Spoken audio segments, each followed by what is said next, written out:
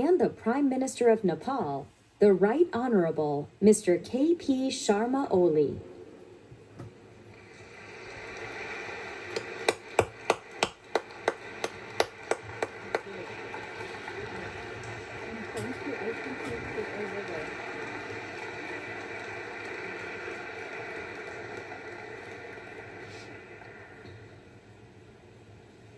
Wonderful. Welcome, everybody, to the World Leaders Forum. This week, the Columbia University community is hearing directly from global leaders about the critical issues facing their nation, region, and international community. Tonight, the conversation continues with Nepal Prime Minister, the Right Honorable K.P. Sharma Oli.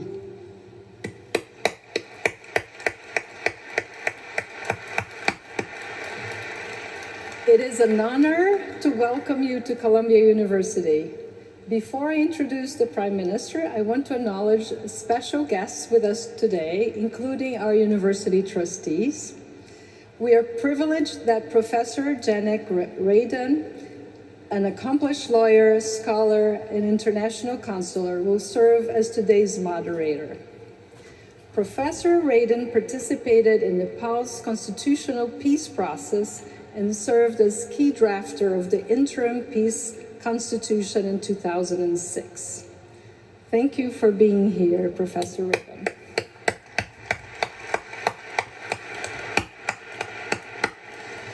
When President Armstrong welcomed students to Columbia weeks ago, her message to the community focused on the importance of learning and exploration.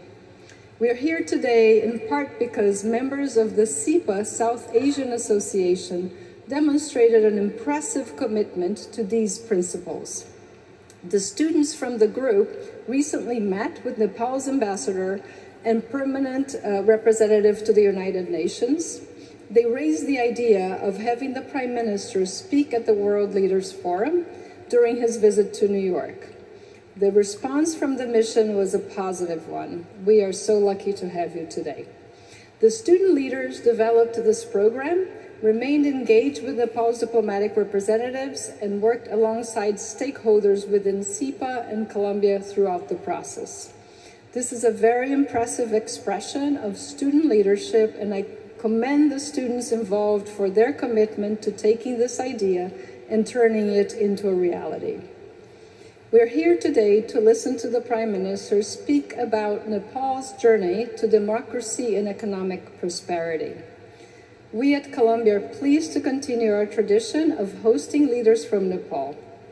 This includes the active role the Prime Minister has played as political activist, a youth party leader, a parliamentarian, and a Prime Minister in this national transformation.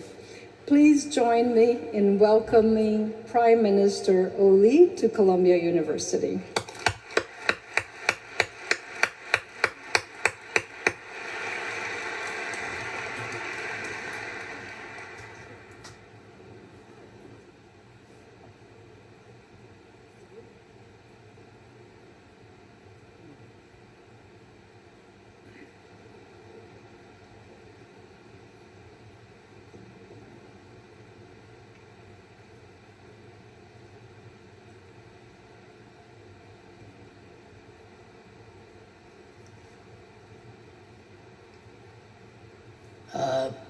Professors, trustees, and the students of this university.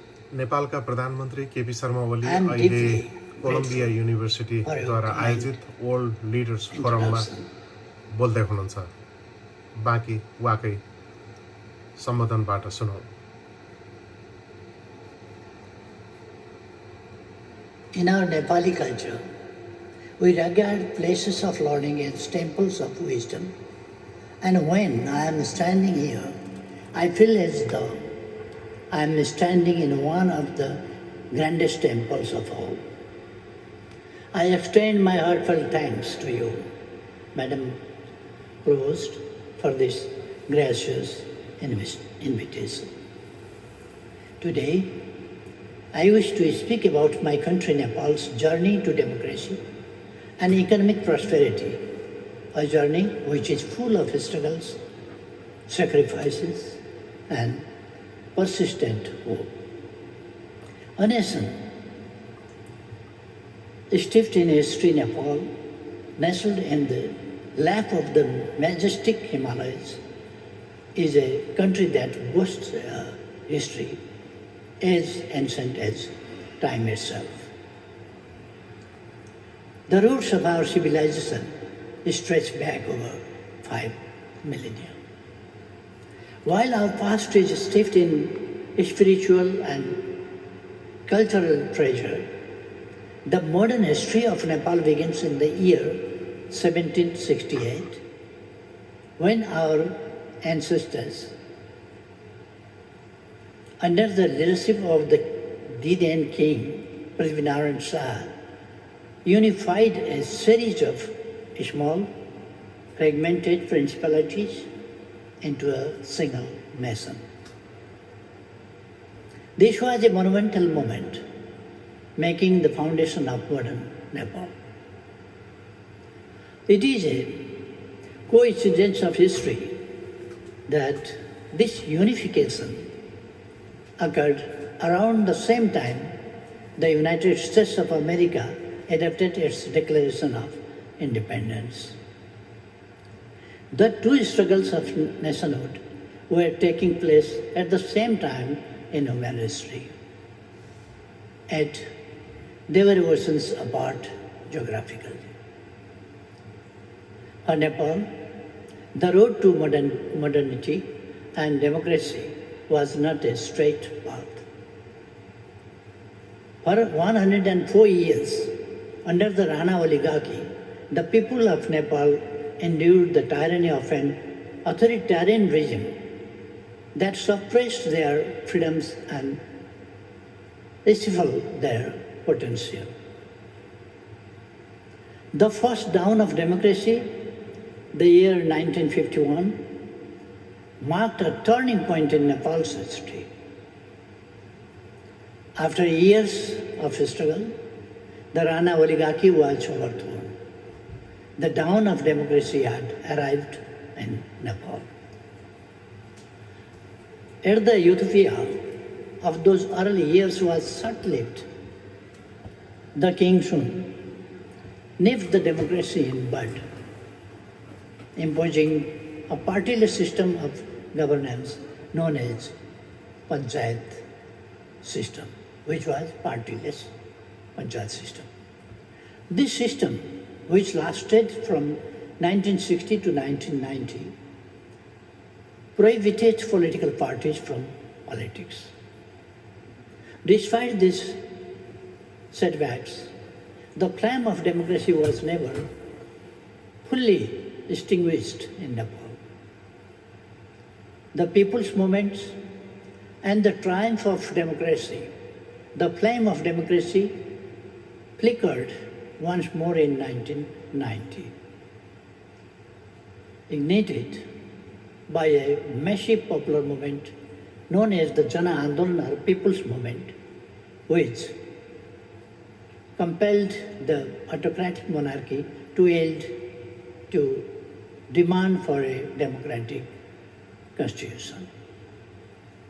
The Constitution of 1990 established Nepal as a constitutional monarchy with a multi-party democratic system and enshrined fundamental rights such as freedom of speech, assembly, and association. But unfortunately, before democracy had taken root, the country plunged into conflict.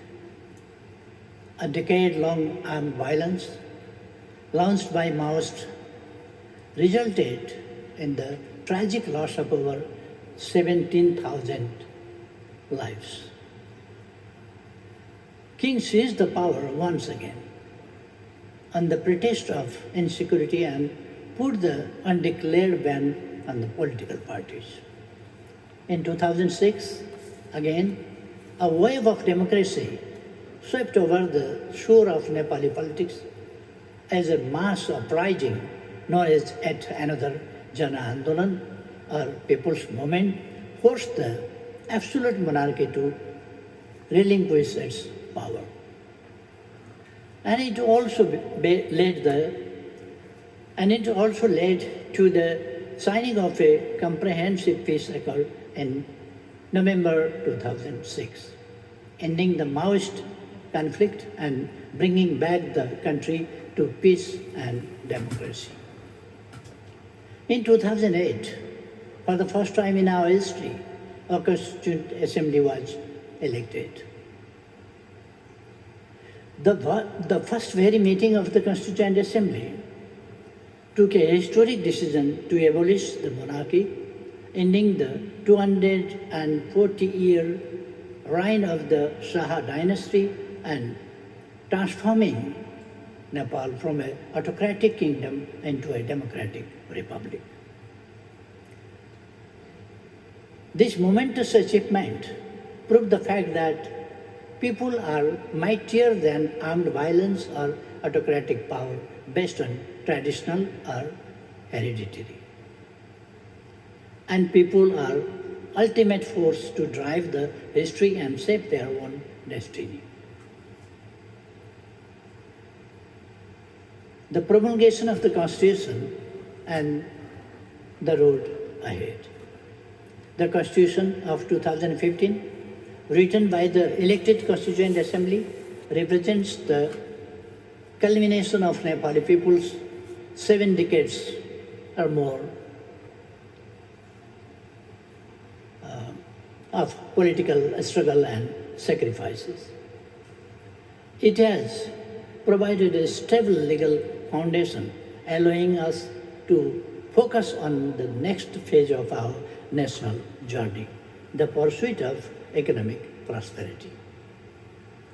Ladies and gentlemen, we see democracy as a political and social system in which every person feels dignified, every person sees boundless potentials, and every person feels safe and secure. My lifelong struggle to freedom has shaped a vision of democracy which I call comprehensive democracy. When I say comprehensive democracy, I envision to cultivate an environment and guarantees equal rights, equal access to opportunities, social justice, and security, as well as dignity for all. It aims to elevate women conscience and advance civilization to a higher realm. Nepal's economic transformation. Now, let me touch upon our journey of economic development. As early as the mid-17th century, Nepal thrived as a vibrant interpart between India and China. Trade between these two great nations was routed through Kathmandu, the capital of Nepal, and so much so that Nepal enjoyed the lucrative privilege of minting silver coins for Tibet, a highly profitable enterprise. However, after the establishment of modern Nepal in 1768, the nation was embroiled to continuous wars for expansion and consolidation for several decades, leaving little room to focus on economic development. For much of the 20th century, Nepal's economy was largely feudal and agrarian with widespread poverty. However, over the past few decades, we have made substantial strides in improving the socio-economic conditions of our people. As we look to the future, our national aspiration remains a guiding mantra: prosperous Nepal, happy Nepali. This vision aims to create a society where poverty is eradicated. All are benefited from development and every individual lives with dignity and hope. Madam Provost, Nepal is not designed for economic backwardness. On the contrary, I hold a profound conviction in Nepal's potential for enduring prosperity, which we can achieve within a relatively short span of time. We are a vibrant democracy with a stock of hard-working young population. Nestled between India and China, both of whom have become economic powerhouses, Nepal is uniquely positioned to make its economy dynamic for accelerated economic growth. I am now leading the government formed by two major political parties in parliament, which have played decisive roles in the journey towards democracy and nation building. Our two parties are committed to providing exemplary governance with impeccable standard of integrity and transparency. Nothing is more paramount to us than to bring prosperity and happiness in the lives of our fellow Nepalis. While being fully aware of a formidable path ahead, I am resolute in my determination to propel Nepal into a realm of sustained economic prosperity. Thank you all. I would be happy to engage in an interactive dialogue. Thank you.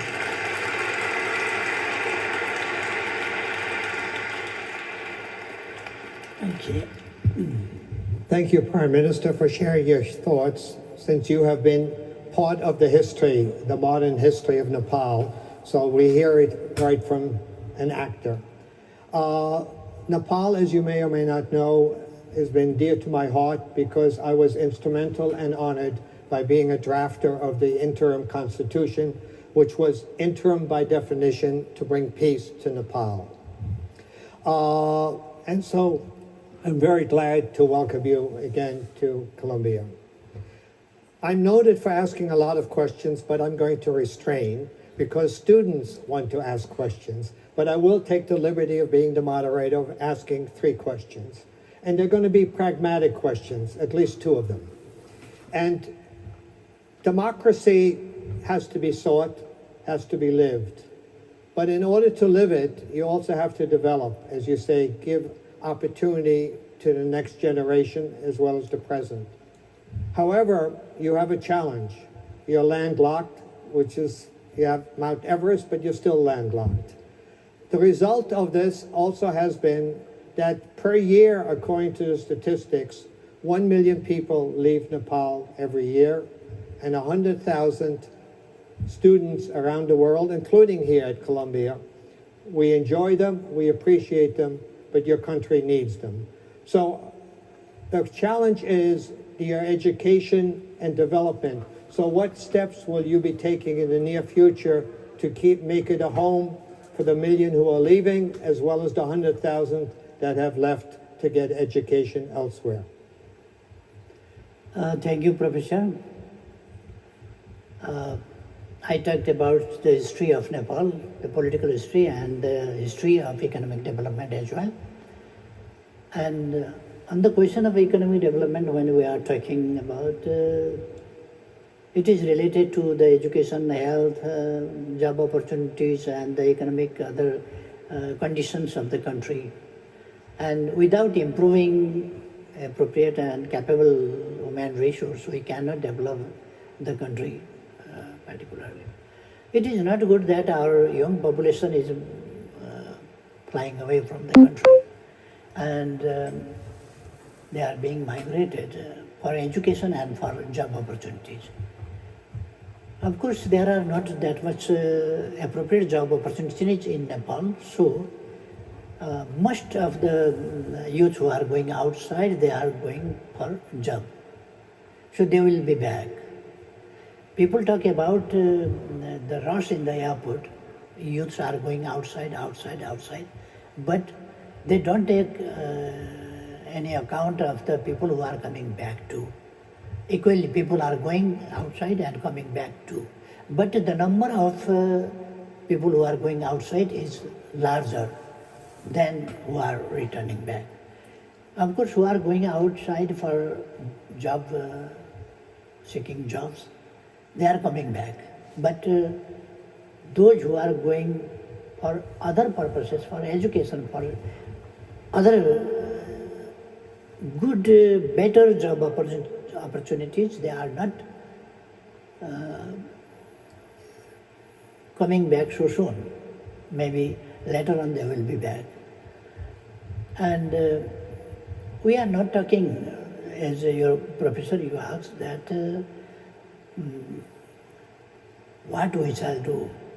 We'll not talk about job opportunities, because job opportunities do not come without any source.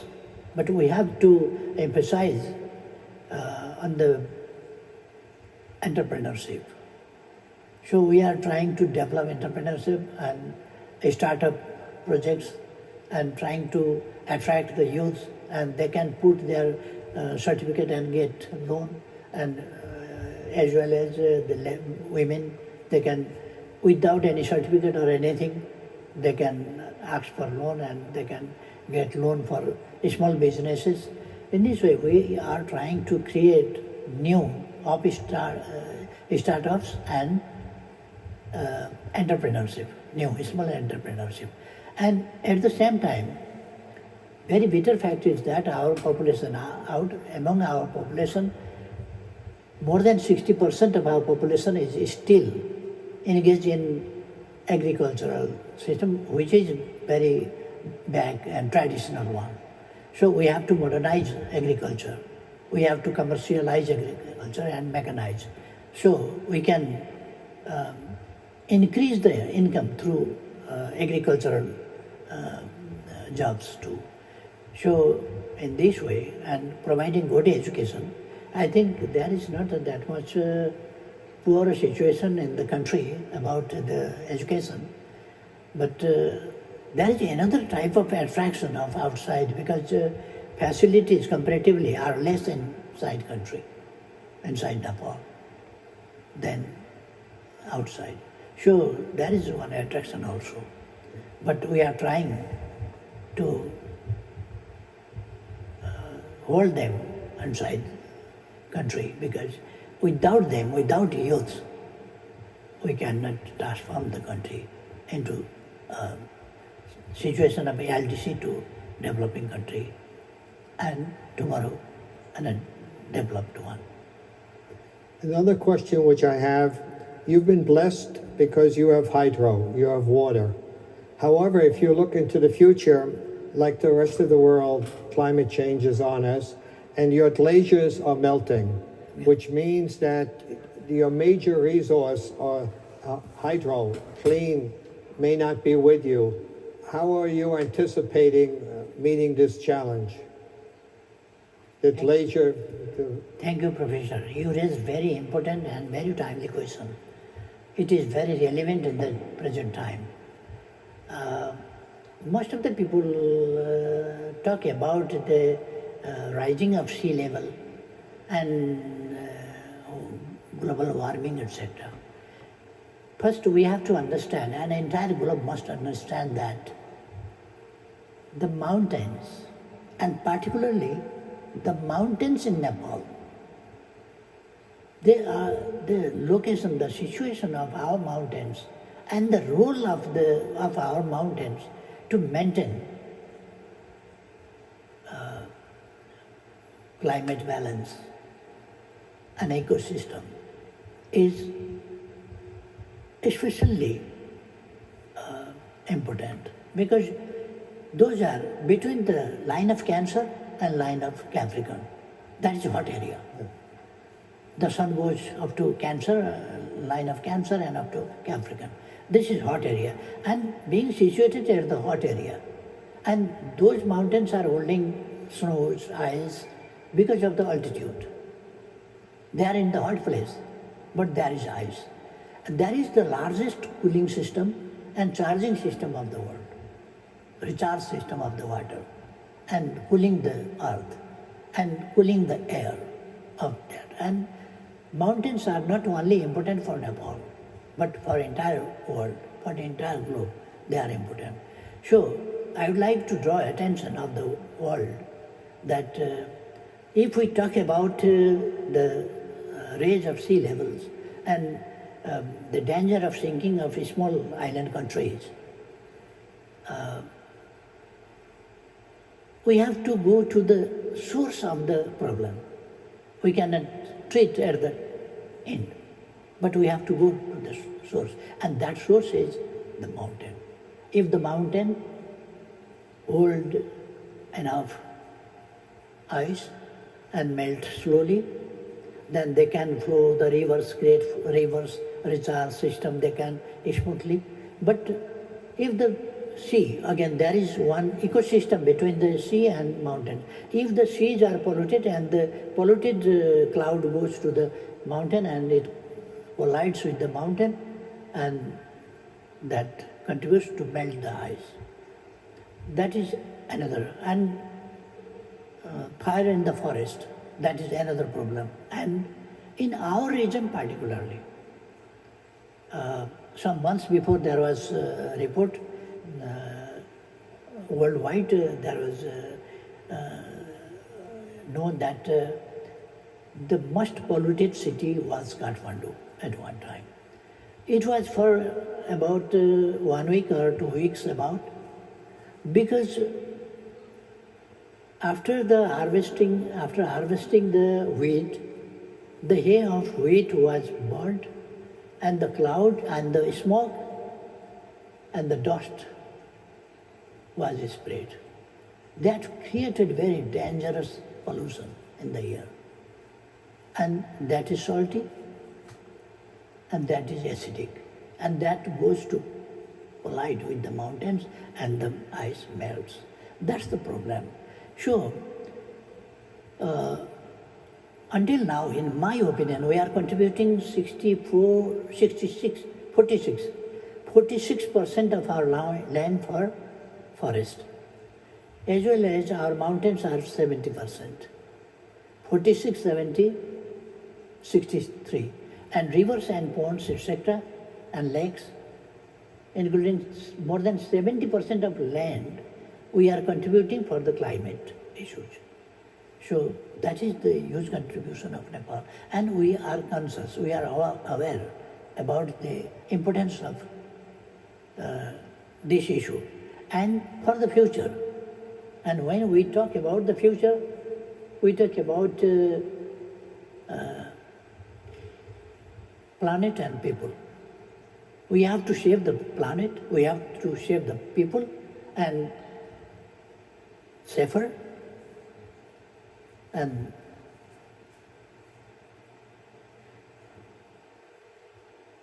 safer earth and safety of human beings. There are some aspects I don't want to explain now because it will be longer. So, as you asked me, Professor, on the question of climate change, that's our opinion, and we are conscious about that. And we urge the entire world to be conscious and treat at the point of origin from where the problem is from. Well said. Although we're supposed to start Q&A, I have one more question for you. Our students, many of them are entrepreneurs. Can you tell them why they should join you in Nepal as an entrepreneur? What message would you like to give them? I would like to request whoever are entrepreneurs or who are not I would like to suggest them to be entrepreneur. And there are opportunities for a startup. There are other opportunities in Nepal too, speaking in the real sense. So I would like to, and America is developed, not because it was rich. It's developed and become rich. Now China also become rich. Not because it was rich and developed, but they developed and become rich. So we cannot run away. We cannot escape from the problems. We have to develop our country. We have to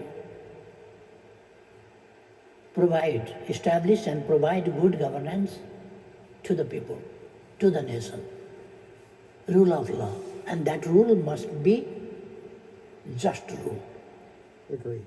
So, just rule and rule of law.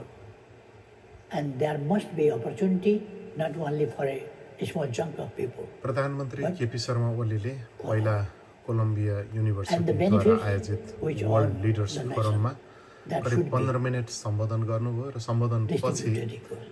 आयोजक That is युनिभर्सिटीको तर्फबाट प्रोफेसरले my राखेका opinion. 3वटा प्रश्नको उत्तर young people दिँदै हुनुहुन्छ who are raw yo Nepali तेस्रो प्रश्नको students, अन्तिम जवाफपछि people, अब यहाँ they can return Columbia to the युनिभर्सिटीका विद्यार्थीहरूद्वारा return back, सोधिएका and विभिन्न प्रश्नको they can उत्तर दिने कार्यक्रम छ contribute to development. प्रधानमन्त्री ओलीले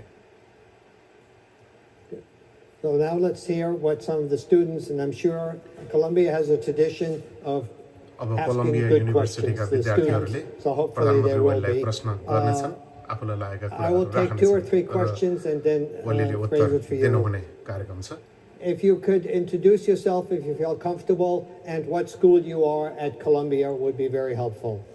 So we'll do one on the right, one on the left, etc.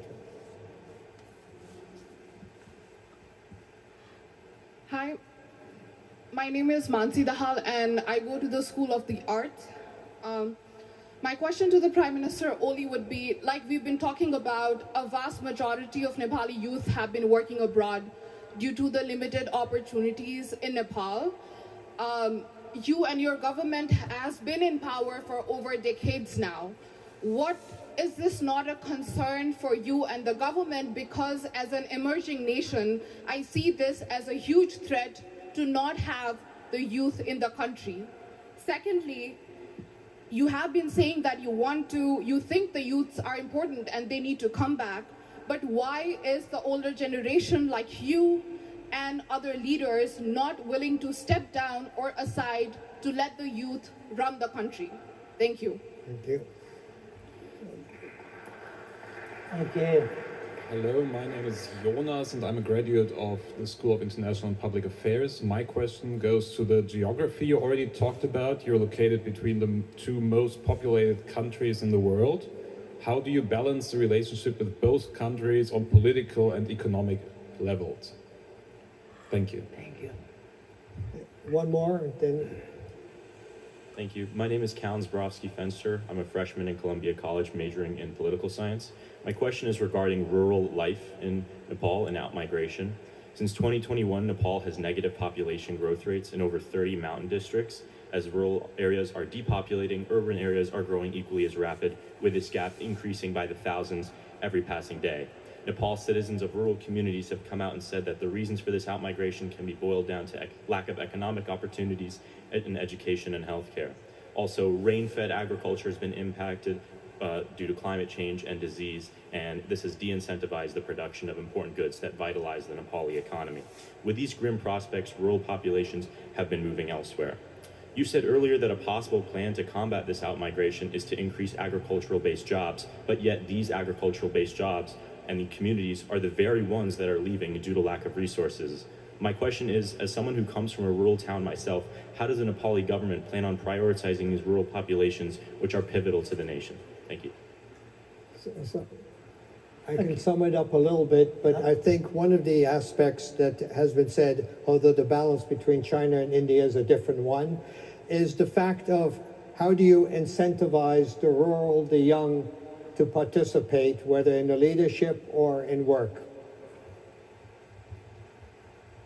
In my opinion, first of all, we have to love our country. If I cannot abandon my mother if she is even poor, I have to look after her problems and try to solve. And if she is poor, I shouldn't hate. I must try to change the situation. We are, and particularly the youth, are not to run away from the problems, but to face the problem and get victory over them. Every country was poor. There were no facility. When in our country there was education, there was medicine, there was treatment, so many things. So many countries were not formed yet. So we have very glorious history, but because of different selfish rulers and autocratic systems, we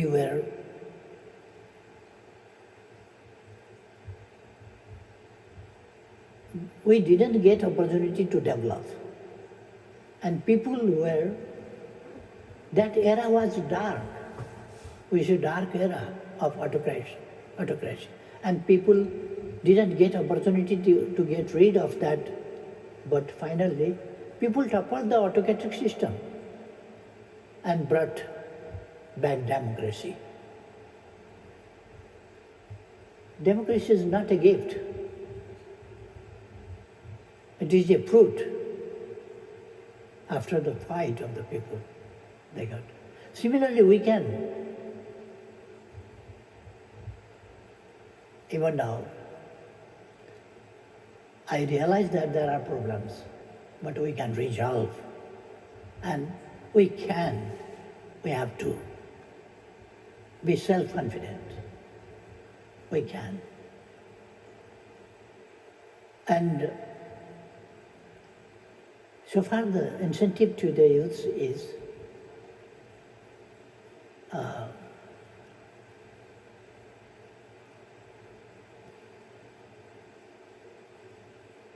even if the adverse situations are not for always. They are until when we tolerate them. If we reject, then they come to another way. And as I mentioned before too, we have provided opportunities to the youths, startups, loans, and other opportunities as well. Yes, of course. The salary in Nepal is not high, but the market is also very cheap. Price hike is not that much. We can buy things at a very cheaper rates. And so far, another restaurant asks another question, that how we are balancing both giant neighbors. Neighbors are neighbors. There is a saying that you cannot change your neighbor. So we have to understand that we cannot change our neighbors, and our neighbors also cannot change their neighbors too. So we must deal with them. They are not our enemies. They are our friends. So with friends, we have to put our problems, grievances, demands, and whatever our feeling is and what problems we are facing, we can talk to them frankly, candidly, openly, share our views with them, and through the discussion, through the dialogues, we can reach a point with the proof, with the facts, and being based on the truth. We have to deal with them. So we can. But we cannot give up our national interest, sovereignty, independence. Freedom is a must for us. It's very, very important. And Nepali people must be, I would like to tell Nepali students, we are here, must be proud that we have no independent day, because we were never colonized. We were always independent. So it's a matter of glory. And that glory we have to translate into a prosperous country. And we have to make our people happy. And my government's emphasis now is to, our aim is, our goal is prosperous Nepal, happy Nepali. We want to make Nepal a prosperous one, and the Nepali people happy people. That is our goal. And for this, I don't take as two giant neighbors with different political systems and economic systems, etc., as a negative aspect, but that is positive thing. We have, if we can produce, we have already two huge markets of the world. So we can use them, those markets, if we produce. If we do not produce and if we just import and just we become consumers of others, markets of others, consumers of others, and our small country cannot maintain that. Next one, what are the last question? Well, I think you've answered. We'll get some more questions. We'll start with over here on the right. Hi, I'm Melissa. I'm from the Graduate School of Education, Psychology, and Health, and I just wanted to ask the Prime Minister, with the discussion of democracy and peace, why Nepal decided to abstain at the United Nations General Assembly on demands of ending the Israeli occupation in Palestine, while other South Asian nations voted in favor. Good evening, Prime Minister. Namaste. My name is Om Desai. I'm a first-year student at Columbia College studying political science and economics. My question for you is this. I'm the son of two hardworking Indian-American parents. They immigrated from India to the United States almost 30 years ago, and they've always spoke fondly of the relationship between India and Nepal. Our two countries share a very unique brotherhood, very religiously, culturally, and geopolitically. Recently, I know you met with Prime Minister Modi in New York and discussed issues on energy, trade, and more. And so my question for you is this. In the context of the 2015 blockade and also your new and growing relationship with India, how can we best preserve the relationship and create a dynamic relationship between our two countries that evolves with the 21st century and respects the sovereignties and interests of both of our countries in the region? Okay. One more question over here. Hi, Prime Minister. My name is Desmond Kuhn. I'm a freshman at Columbia College. And my question is about your neighbor. You were mentioning earlier about how you can't necessarily change your neighbors, so you have to deal with them.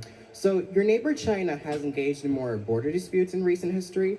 The New York Times reported that, according to satellite imagery, China has been building more villages inside what many would consider to be Bhutan, alongside sending more warships and building more islands in the South China Sea, in what many in the international community to believe not to be China's territory. What are your thoughts on China's current exertion of authority on other nations near and around Nepal? Thank you.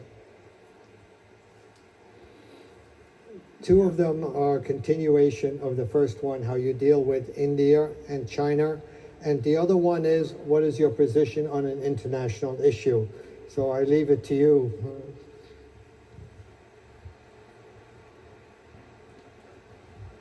International issue, particularly. Palestine, Gaza, in the sense Yeah. developing. We are always in favor of peace. We are from the birthplace of Lord Buddha and the fountain of Buddhism. Everybody knows that. And by history, we were always in favor of peace, and Nepal is a very peaceful country. And our ideology is peace, harmony, compassion, tolerance, coexistence. That is our ideology. So, the basic of our foreign policy, we determined that, we coined that, friendship with all, enmity with none. That is our fundamental foreign policy. So, on the questions of wars, conflict, violences, or such things in different parts of the world, like Russia, Ukraine war, we are not in favor of war, and we are a neutral country. We are non-aligned country. We are between two giant neighbors. We want to be very good neighbor, not bad neighbor. We don't want to create problems for our neighbors too. We don't want. Similarly, we don't, we do not tilt to this or that side, but we want peace genuinely. We pray, we talk, we request, and we make efforts too, according to our capacity, in favor of peace, global peace. We are in favor of disarmament, of course. Construction of this type of weapons and others. We are not in that favor, but we are in favor of. Now we have to abolish weapons of mass destruction. That is our desire, because weapons are not made for to kill the flies or mosquitoes. Weapons are made for what we know. So weapons are never matched with the humanitarian feeling and the ultimate desire and aims and goals and so things of human beings. Now we are seeing Israel and Hamas. Hamas attacked Israel. That was not a good thing. It was bad. But in that name, in that protection, Israel is again destroying the innocent children, innocent old age people who are not involved in war, who are not criminal, and the patients in the hospital who had no crime. They are being killed. So we are in favor of peace, not against anybody. Against war, in favor of peace, we are. And the relationship with India, as I mentioned before too, we want to be very good neighbor, not bad neighbor. We cannot think against our neighbors and anything bad for them. We cannot think like that. We are always in favor of peace inside any country, inside any region, and globally. We are always in favor of peace worldwide, everywhere. And we want to We have very long history of friendship with our neighbors. Not after the history was written, but before the history. We had very friendly people-to-people relations when there was no diplomacy was developed.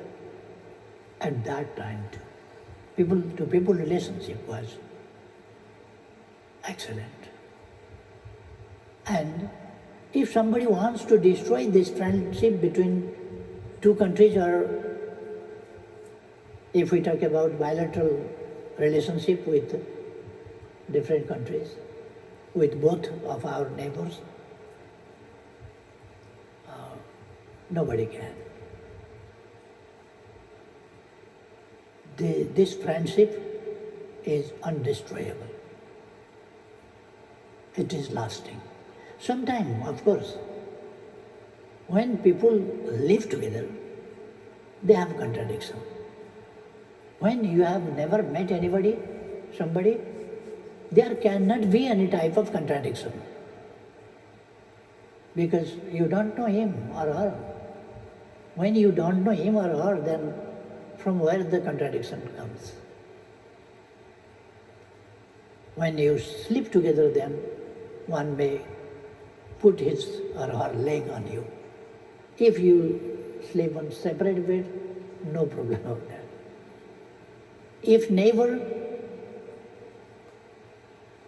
something happens, one a small girl goes to neighbor, she breaks a plate. And the neighbor says, what training you are providing, what education you are providing to your offsprings? Your daughter broke my plate. The next day, her son comes this side and breaks another cup. Again another neighbor says. These type of things happen between the neighbors. So, if neighbors, inside the family, there are always a little bit small problems, but they are not that much serious. And within family, similarly, between the neighbors, there can be small problems too, because they are neighbors. If they were far away, there could not be any problem, but if they are neighbors, there can be. So we have to be responsible, and we must understand each other's problems. So, in my opinion, there are not that much serious problems which we cannot resolve between our southern neighbor and us, similarly northern neighbor and us. Both neighbors are, I must say, they are good too.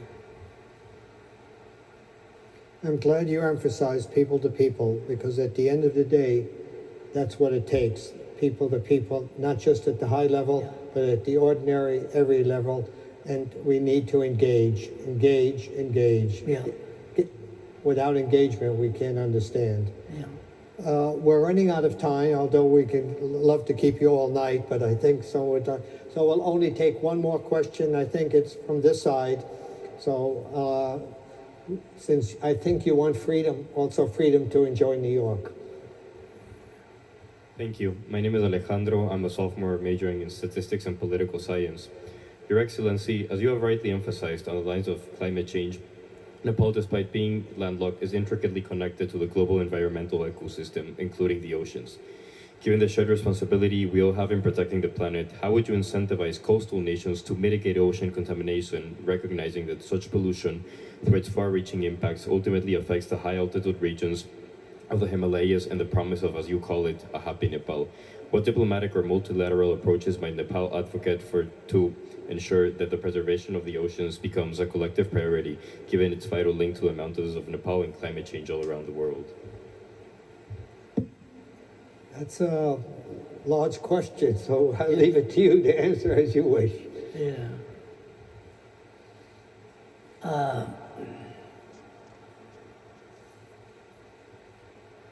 Thank you very much for your question. Again, you raised a question about conservation, climate, etc. How many questions were there? Excuse me? How many questions were there? Well, he's asking the effect of the oceans as well on yours, and what is your position, and how do you handle it? You are landlocked, so you may not. Yeah.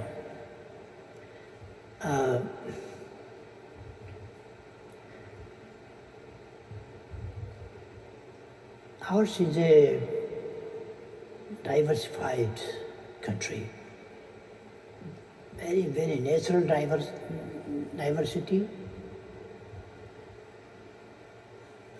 geographical, biological, botanical, social, different type of diversities are there. Mount Everest and other mountains, more higher than 8,000 meters, higher than 8,000 meters. There are some 14 peaks, more than 8,000 meters altitude. There are peaks, but we talk about one range, then there are 800 meters, 8 mountains, more than 800 meters, 8,000 meters altitude. So it's unique. And similarly, there are diversities among the animals, grasses, plants, etc. And animals, fishes, birds, everything. We are conscious about to protect those animals. We have elephant, rhino, and so on. We have dolphins, yaks, etc. at the hilly areas. In the mountain areas, we have elephants and yaks, etc., gaidas, etc. And peacock and other different types of, more than 6,000 or more birds we have. Similarly, varieties of fishes, varieties of animals, as well. And it makes ecosystem. And it makes real nature. It makes the nature. Where we can see, we can observe the nature. And we can see not only the beauty of nature, but the प्रश्नकर्ता Columbia युनिभर्सिटीका professor र त्यहाँ अध्ययनरत 4 जना विद्यार्थीहरूका जति पनि प्रश्नहरू आएका थिए प्रधानमन्त्री ओलीले ती प्रश्नहरूको उत्तर दिँदै हुनुहुन्छ तर उहाँका उत्तरमा परम्परादेखि जुन पुरानो ढर्राको जुन नेपाली पारा छ उत्तर दिने त्यही पारा यहाँ पनि उहाँले दोहोर्याउनु भयो उहाँले पञ्चायतलाई दोष दिनुभयो राजालाई दोष दिनुभयो र उहाँले चाहिँ लोकतन्त्र र गणतन्त्रको अहिले प्रशंसा गर्दै गर्दा धेरै कुराहरू अहिले प्रजातन्त्र आइसकेपछिका कमी कमजोरीहरू सबैलाई ढाक्ने प्रयास र अहिलेको सबै कुरालाई राम्रो भन्दै विगतलाई दोष लगाएर प्रधानमन्त्री ओलीले चाहिँ यसरी उत्तर दिँदै हुनुहुन्छ अमेरिकामा 79औं राष्ट्रसङ्घको यो साधारण सभामा यसरी बोल्दै गर्दा अलिकति तयारी अनि भाषाको समस्या भएको भए एउटा ट्रान्सलेसन सहितको पनि व्यवस्था गर्न सकिन्थ्यो तर अपेक्षित उत्तरहरू आउन सकेनन् यसरी नै टुङ्गिँदैछ वर्ल्ड लिडर्स फोरममा ओलीको मन्तव्य र प्रोफेसरले अब बिट मार्ने क्रममा छ I would like to thank all the professors and the students and participants here, and particularly the university who provided me to be here this evening and to address and to exchange opinions and to talk with dear students.